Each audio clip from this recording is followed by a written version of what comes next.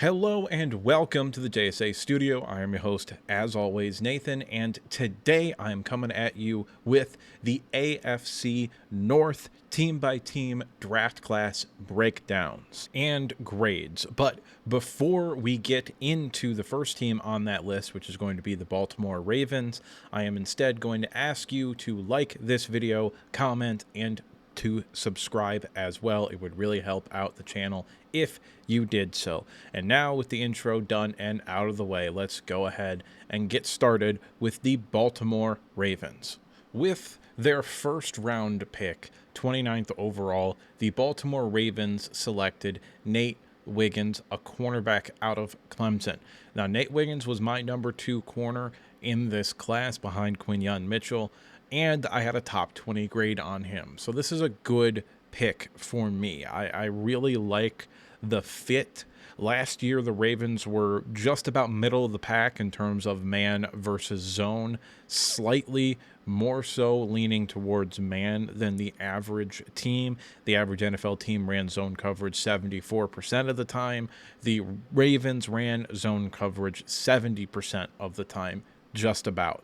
And the reason that that is important is because Nate Wiggins, even though 178, which is his listed weight because that's what he weighed in at the combine, is not his actual playing weight. It's more like 185 to 188, somewhere in that range. He's still a small corner that struggles against bigger, more physical players. And given the rate at which that Baltimore-style defensive scheme blitzes, they didn't really play a whole lot of press coverage in either zone or man, which is a good fit for Nate Wiggins. So I like the fit. I had a top 20 grade on him, and you got him at 29. This is a good pick for me. I have this graded as a B+. Next up, the second round pick, number 62 overall, was Roger Rosengarten, an offensive tackle out of Washington. I am not the biggest fan of this pick. To me, Rosengarten was a low upside prospect, even though I do think he probably could come in and play right away, which maybe the Ravens will be asking him to do that. I'm not sure. I think there's a definitive possibility that Daniel Faile, that kid that came out of Minnesota, I think it was actually last year, it might have been the year before that, I don't remember. I think there's a good chance he still ends up starting at right tackle. I didn't think he was necessarily all that bad at right tackle. Like, I get it, they lost Morgan Moses, and, he was kind of that stalwart right tackle there for quite a bit. So you're looking to draft a guy who's going to be able to come in and play right away. I think it's a scheme fit for what it's worth. He just really strikes me as a low upside player. I don't think he'll really be anything more than an average right tackle at the next level. I think that's his ceiling. And because of that, I was a lot lower on him than it seems that the Ravens were. I had a 4th round grade on him. So this is a relatively significant reach, in my opinion. So the grade that I have for that pick is, in fact, a C+. I just feel like there were several other players on the board that, to me, that I would have been willing to take the risk on instead of taking a player who I think has a similar floor and ceiling to Faile, and kind of just getting a little bit repetitive at that right tackle position. There were several other players that I would have preferred to have drafted here at this point in the draft over him. That being said, I still think he's likely to start year one. I do think that his floor is perhaps a little bit higher than the other options you had at that position, but I do think he is someone that is probably going to struggle a little bit early on in his career, especially with guys that can convert speed to power. And speaking of guys that can convert speed to power really well, Adisa Isaac was your 3rd round pick, 93rd overall, an edge rusher out of Penn State. This is a really good pick for me. I had him graded with a top 50 grade, and you're getting him here after value, which is a very, very good thing. I think he's a all-around player who I think does have double-digit sack upside. I really, really like Adisa Isaac. I would have preferred if he had gone to a 4-3 scheme because I don't necessarily think he has the athleticism to survive in a more multiple or a more 3-4 oriented scheme like this Baltimore Ravens defense. However, I don't really think it'll be that big of a deal because they have those more athletic guys on their roster already. So when Adisa Isaac's coming in, they're probably not going to be asking him to do all of those things anyway. But I really like him. I think he's got strong arms. He converts speed to power very well. Doesn't have the greatest bend around the edge. Doesn't have the greatest pop in his hands or anything like that.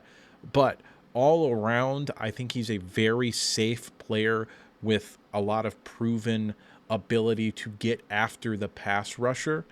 Do I think he benefited by having Chop Robinson across from him? Yes. But I also think that Chop Robinson, especially in the run game, benefited from having Adisa Isaac across from him as well.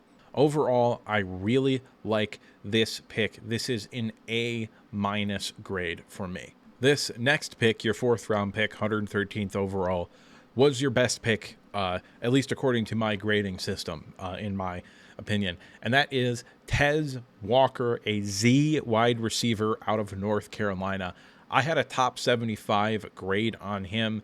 To get him in the middle of the 4th round is tremendous value. I really, really like him as a player. I think he brings something to this offense that you have been missing since you traded Marquise Brown to the Cardinals a while ago. I think he brings a legitimate deep threat. I think he's going to help open up that offense, and I really, really like him as a player. And I also really, really like the fit and the role that he's going to be playing for this team. This grade, to me, this is an A. Very close to an A+, but this is an A grade for me officially. I'm going to talk about these next 2 picks here at the same time, and I'm going to give you the grades for both of them right off the bat. I had priority undrafted grade for Rashid Ali, the running back out of Marshall, and I had a non-priority undrafted free agent grade on Devin Leary, the Kentucky quarterback. These are both graded as D picks for me. Ali, I think he might have the ability to find a role in that backfield, but I don't think it'll be year 1. I think they've pretty much got their running backs that they're going to use this year already on the roster. Maybe it's a pick for the future. I don't know. If there were several other running backs that I would have rather had them take at this point. And Devin Leary, I don't really understand at any level. Devin Leary wasn't good when he was at North Carolina State. He was worse when he was at Kentucky.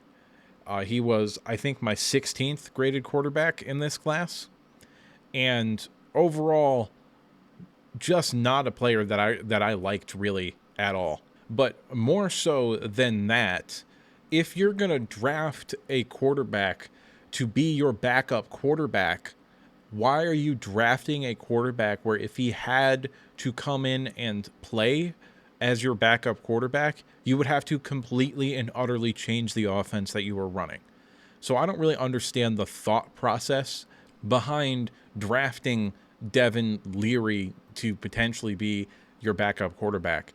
I'm not necessarily on board with drafting a backup quarterback anyway with this team, but I don't know. I don't get the thought process behind it. I don't like the player, and I don't like the fit. So that is a D grade for me, as I've kind of already said. Last 2 picks I think are a little bit more valuable. The center out of Michigan State, I have a B grade on. I think he's fine. I think he has potential as a backup quality offensive lineman. And the safety, Kane, out of Purdue, I had a priority undrafted free agent grade. And even though it was one of the last 5 or 6 or 7 picks of the whole class that is technically a pick above value. So I am going to go ahead and give that a B- as the grade for that selection. If you want to see the overall grade, you can go ahead and jump to the end of the video, or you can go ahead and watch the next three teams to see what I think of your in-division rivals, and then hear about all four at the end of this video. Moving on here to the Cincinnati Bengals. They are the next team up here, and we're going to start with their first round pick, number 18 overall. They took Amarius Mims, an offensive tackle out of Georgia. And I really liked Amarius Mims. I had a top 20 grade on him, and you got him at 18. This is a pick at value. I really like the fit. He's going to sit and learn a year behind Trent Brown before taking over next year as a cheaper and more long-term option. I think it's a great situation to be in, and I think he's a very good player. I think he might legitimately have all-pro upside as an offensive tackle. I think if he had been healthy, I don't think there would be as much pushback for this pick as there was when it happened, even though I was not surprised by it at all. In fact, I talked about Amarius Mims going to the Bengals at 18 a couple of times during the offseason, and that's what ended up happening here. That grade is a B. It is a pick at value. Moving on to the 49th overall pick, your second round pick, you took Chris Jenkins, an interior defensive lineman, specifically a 3 technique out of Michigan. Now, Chris Jenkins did not get the opportunity to be an every down player at Michigan because they had so much talent along that defensive line. They might have legitimately had the best defensive line in the country this past year. And Chris Jenkins, because of that, did not get to show off as much as I think he probably could have. That being said, I think he's a top 50 grade for me, and you got him at 49, so that's another pick at value. I think he gives this team something that it doesn't really have. Like, BJ Hill is a little bit of a tweener between a 1 tech and a 3 tech, and Sheldon Rankings is just a nose tackle. They don't really have a true, like, penetrating 3 technique B gap sort of interior defensive lineman. So I think he's got a defined role. I do think he is someone that has more upside right away than I think people are realizing as well. I do think he will be able to contribute, especially in the passing game right away. However, he's also a very good run defender. He's not someone that you have to worry about on run downs. He's got very long arms for the position, and overall, I think he's an instant impact contributor player. And speaking of instant impact and contributors, Jermaine Burton, a Z wide receiver out of Alabama, was your 3rd round pick, 80th overall. Oh, by the way, the Chris Jenkins grade is a B. I don't think I said that yet, but that pick is a B. Okay, now actually getting into Jermaine Burton. I like the fit. I think Burton is likely to actually just fill out that Tyler Boyd kind of a bigger slot sort of role. I do think that's where he's going to end up playing. I think they're going to move him inside and outside. Potentially, you could see Jamar Chase getting moved inside more this year. I'm not sure that they're going to do that, but I think it's a possibility. I'm not really sure who they have outside of those 3 guys, but it's pretty obvious that they want T. Higgins there long term at this point. But if that doesn't work out, I do think Jermaine Burton could be someone that would not fill the same role. Higgins is an X, but Burton, I think, is someone who could potentially step up into a wide receiver 2 role behind Jamar Chase, and they would still have an effective receiving core, in my opinion. Year 1, like I said, I think they're probably going to move him around a little bit. Put him in the slot sometimes, put him outside sometimes, send him on some deep shots sometimes. Overall, I really like Jermaine Burton. I think he's an all-around receiver who can really kind of do everything at a relatively high level. I had a top 75 grade on Jermaine Burton, and you guys took him at pick 80. That is a pick after value, so the grade is in fact a B+. The 4th round pick, 115th overall. This one, I don't know how to feel about. Eric All, a tight end out of Iowa. Had he been healthy this year, I do think that this pick probably wouldn't be as bad as I think I'm going to grade it. But he wasn't healthy this year. And at this point, even stretching back to his days at Michigan, he is someone who does have a little bit of a lengthy injury history. He played hurt at Michigan quite a bit and has gotten hurt each of the past 2 years at Iowa. So even though athletically speaking, I do think he's a NFL type of athlete at the tight end position. I think he's a good, not great, blocking tight end as well. I don't know how this really helps the team. I'm going to be honest with you. You don't really utilize the tight ends all that much. You don't really play a lot of 2 tight end sets either. I don't know. I'm not necessarily against the pick or the fit, so to speak. I do think that he is someone that is going to struggle to make an impact on this team, especially year one. And also, he was a 6th-year player at Iowa this past year, so he is a little bit on the older side as well, and he's still, honestly, kind of really raw as a prospect, so that's also not something that's great, I would say. The grade for Eric All, for me, is a D. I think the reasoning behind the pick is a little bit flawed, and I'm not sure how much upside there really is there. Next pick, Josh Newton, cornerback out of TCU. I actually like this pick. I had a 4th round grade on Josh Newton, making this a pick after value. The grade is a B+. He is someone who I think could develop into a starting caliber corner in 2 or 3 years. However, this next pick, Tanner McLaughlin, another tight end, this time out of Arizona, is another pick that I can't really get behind. I did not have a draftable grade on Tanner McLaughlin. I believe he was a priority undrafted free agent grade for me.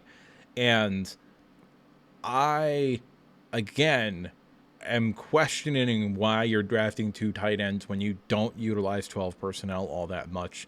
And you pretty much always had 3 wide receivers on the field. And also, you don't run the style of offense that would require these types of tight ends to be on the field. These are both Y tight ends, like in-line blocking first sort of tight ends. Admittedly, they do have upside as pass catchers, both of them.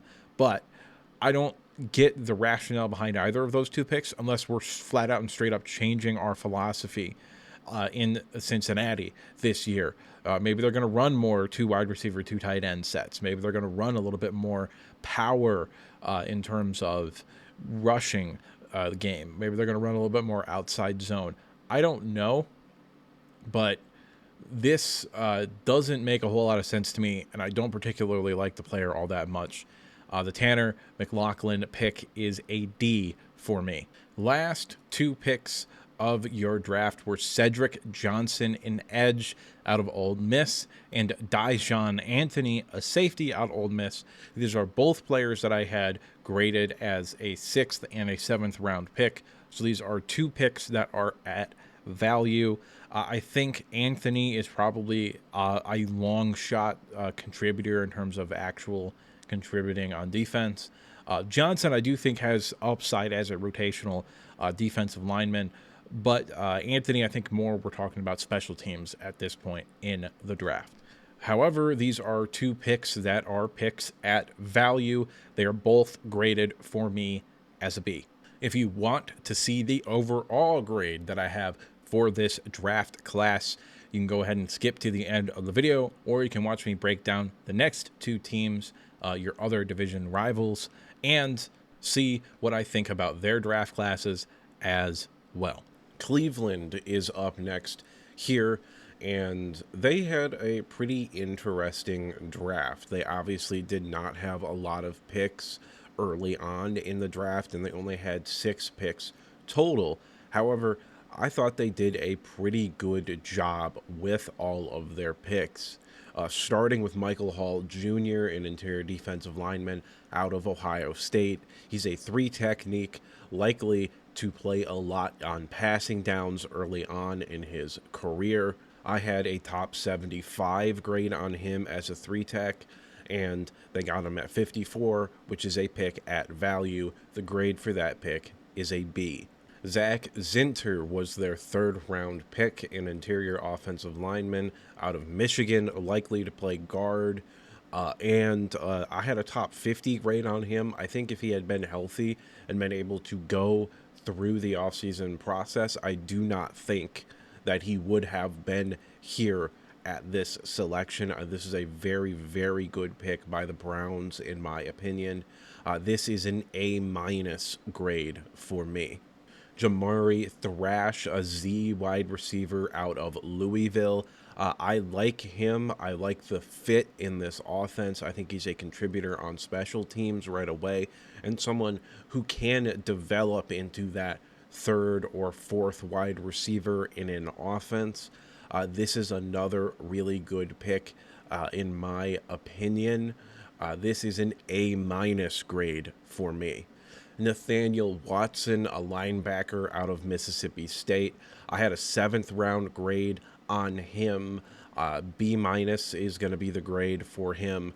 At this point of the draft, you're mainly just looking for special teams upsides or players that could develop to fulfill a specific role or a specific thing that you want them to be able to do, and I do think that he does have that upside. Miles Harden, cornerback out of South Dakota. I really liked Miles Harden. I believed I had a 5th-round grade on him. He is someone who I do think can develop into a starting caliber corner at the next level, given time and proper coaching. That grade for me is an A-. Jawan Briggs is their last pick, an interior defensive lineman out of Cincinnati. This is another guy who I did have a draftable grade on, 7th-round grade. I think you're looking at someone who has the potential to maybe be a rotational caliber player along the interior of that defensive line. The grade is, in fact, a B. Overall, this is a good draft class, and if you would like to see my grade for the draft class overall, as well as some of the best picks from this entire video, you can go ahead and skip to the end of the video, or you can stick around for the Steelers, see what I think about them, and then get to that content. The Pittsburgh Steelers are the final AFC North team that we are going to talk about today. And let's just go ahead and jump into it. Their first pick, 20th overall, they selected Troy Fatanu, an offensive tackle / guard out of Washington. Now, for you guys, I think he's going to play tackle. I think he's your starting left tackle day one. This is a phenomenal pick. I had a top 20 grade on him. Really like Troy Fatanu. I was perfectly fine keeping him at tackle. However, I recognized why some teams might want to move him into guard, especially because there really wasn't that top tier guard for me in this class. Like, I really liked Jackson Powers Johnson, but I had him graded as a center rather than a guard, even though I think he could play guard. So I get the thought process behind having Troy Fatanu graded as a guard and thinking he was going to play that position at the next level. However, I think Troy Fatanu is going to be your starting left tackle pretty much from day one, in my opinion. And you guys desperately needed some help along the offensive line. Fatanu is a day one plug and play. He'll be one of the better pass blocking left tackles in the NFL, I think, even in year one. He might need some time in the running game. But generally speaking, the run game for offensive linemen translates easier into the NFL than the passing game. That being said, I do think Troy Fatanu is going to be able to adjust to NFL edge rushers faster than most offensive linemen will, because he's so technically sound and he's a very good athlete for the position, even at the NFL level. I really like this pick. I had a top 20 grade on him, as I think I already mentioned. So this is a pick at value, and the grade is a B. Zach Frazier at 51st overall is a big time steal, in my opinion. He's a starting caliber center. He's going to plug and play, start for you day one. He's very, very strong, very good in the run game, and also intelligent player. So I think he is someone who is going to be a very good center in the NFL for a very, very long time. I had a top 40 grade on him, and I really, really like the fit for this scheme. You guys typically run a lot of zone rather than power running game, and I think Zach Frazier fits that style of scheme very well. This pick for me is an A minus. I had a top 40 grade on him, so this is a pick after value. The next pick is Roman Wilson, a wide receiver out of Michigan. I love this fit for this team. I think specifically for Russell Wilson, this is a very, very good pickup because my comp for Roman Wilson, and I was far from the only person to see this, Brett Coleman is also someone who talked about this. I think Daniel Jeremiah is another name that made this comparison as well. But my comp for Roman Wilson was Tyler Lockett. Very similar sort of players and playing style. I think he is someone who could play a Z role on the outside in terms of being a deep threat. But I do think primarily he's likely to make his bread and butter in the slot position. Which is something that this team needed. They needed kind of both of those things, and they might have filled both of those needs with one player. I had a top 75 grade on Roman Wilson, so getting him at pick 84 is good value. This is a pick after value, and the grade for me is an A minus. Your next pick, 98th overall, one of the last picks of the third round, was Peyton Wilson, a will or weak side linebacker from North Carolina State University. I really, really like this pick, and I more so than that, I love the fit in the defense for Pittsburgh here. If he did not have the medical concerns, I believe it's a neck issue and a knee issue. Primarily, those are the two things. Then I think Peyton Wilson probably would have gone in the first round because his play from this past season is first round linebacker type of stuff. And I have him graded as a top 40 grade. So getting him at 98 is absurd value to me. I understand why he fell. I get it.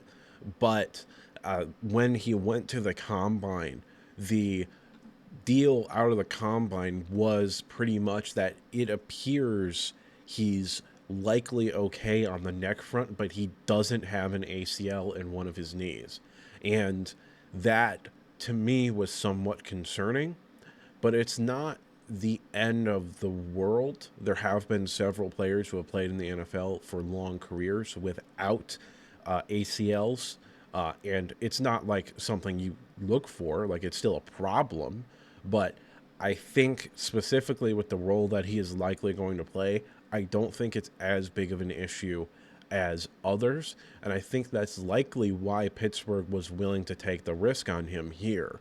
If he stays healthy, this is a difference maker on the second level of the defense. This pick for me is graded as an A+. Now, a lot of that grade depends upon if he can stay healthy or not, but that you can make the case that that's every pick in the draft. Either way, I still really like the fit. I think he's going to be a good player if he actually plays. Mason McCormick was your fourth round selection, 119th overall. This is a guy who, as a guard, that I had graded as a fourth round selection. But I think he's someone that is probably going to end up a starting caliber offensive lineman in the NFL. I really like the fit in the scheme. Again, Pittsburgh does typically develop offensive linemen really well. I think probably by at least the end of year 2, you're looking at a starting guard on this offensive line. Maybe even year 1. That is a potential reality for this team, that they might have drafted 3 starting offensive linemen in this draft. But I like Mason McCormick. I had a 4th-round grade on him. You took him in the 4th round.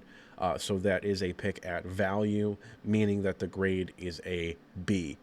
Logan Lee, an interior defensive lineman out of Iowa. A little bit of a tweener between a nose tackle and a 3 technique, in my opinion.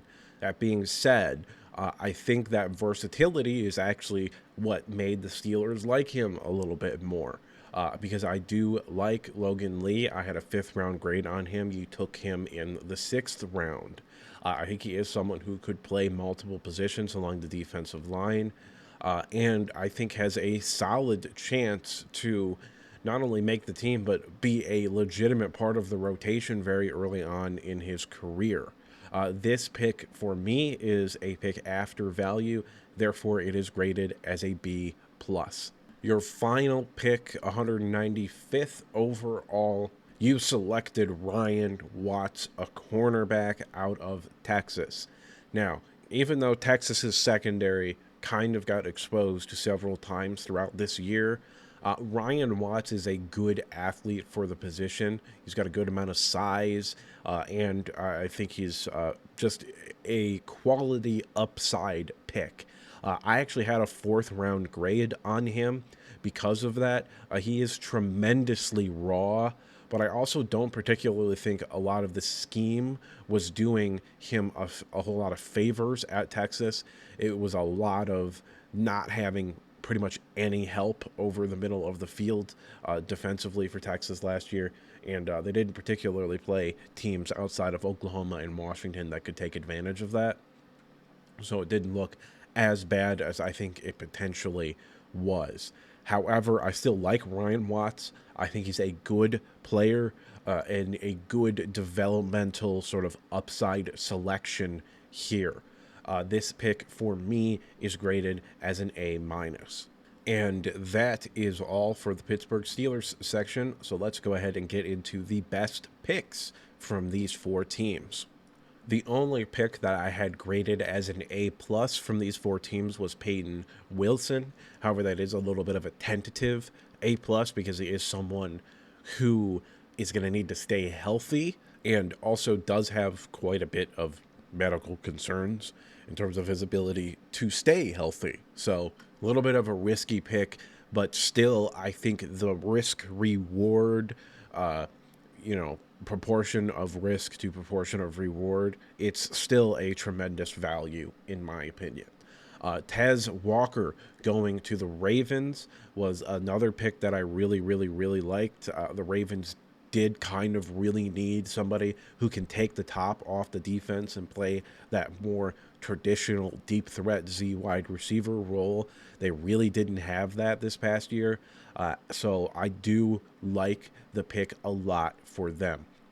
Adisa Isaac from the Ravens, I also think that that is going to be a very, very good player for them. I think he's a high floor with lots of upside still, and I really like the fit with the team. Zach Frazier and Roman Wilson for the Steelers. Again, these are 2 players that I think are going to be starters and instant contributors on that offense right away. Jamari Thrash for the Browns, as well as Zak Zinter for the Browns. Those are 2 picks for the future to me. I think Jamari Thrash is someone who could develop into a quality 3rd or really, really good 4th wide receiver at the NFL level. Someone who has like 600 yards and 5 touchdowns consistently throughout their career. I think he's got that kind of upside in him. And Zak Zinter, I think, is someone who probably is going to be a starter for them, maybe year 1, but certainly by year 2. So that is a very good pick for the Browns. moving on now, we're going to go ahead and grade the overall classes and rank them from 1 to 4, so to speak. The Bengals, I gave them a B minus grade. There were several picks that I thought were not necessarily all that good, but overall, it's not a bad draft class. I like the earlier picks in the draft more so than the later picks. I don't really like the doubling up on two older tight ends that I also think have limited upsides. So that was really the breaking point for me with the draft. I think there were better prospects at those positions still available at that point in time, and also I don't really get why you're drafting two of them because you don't use 12 personnel a whole lot. Now, maybe that's changing because you let Tyler Boyd walk. I don't know. But this is still a questionable sort of decision for me. Baltimore, I have given a B. A lot of your picks were good picks. I really liked a lot of the picks. However, you did reach quite a bit on day 3 with 3 of your 4 picks on day 3. So that does push them down a little bit. This likely would have been a B plus grade if you didn't draft Devin Leary or Rashid Ali. And if you didn't draft either of them and went with 2 players at a pick of value, this might be an A minus draft for me. But those 2 picks are really kind of weighing you down, in my opinion. Cleveland gave you guys a B plus. It's kind of hard to get up into the A range when you don't have a first round pick. And you don't even really have multiple day 2 picks. Like, you don't have more day 2 picks. Like, if you had 4 or 5 day 2 picks, then probably. But that's not the case due to you trading for Deshaun Watson in previous years. I'm not going to rehash that. But this is a good draft class. I think you did the best that you could with your limited draft capital. There wasn't really any pick that I thought was a reach. There potentially was better picks to be made, but you're nitpicking at that point.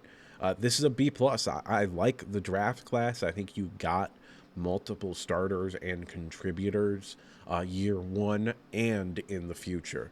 However, very clearly to me, the Steelers had the best draft of this group. This is an A plus draft class. I don't think I would change a single pick for this team.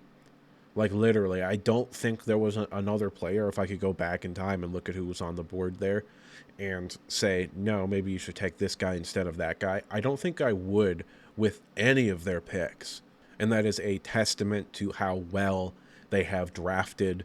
And this year, they knocked it out of the park for me. This is an A plus draft for the Pittsburgh Steelers. And that is unfortunately all that I have for you today. So at this point, I would like to remind you to like the video if you liked it, subscribe if you want to see more content like this, and if you disagree with me at any point or you just have something to say, go ahead and drop a comment down in the comment section below. And now with the intro done and out of the way, there's only one thing left to say, and that's that I'll see you next time.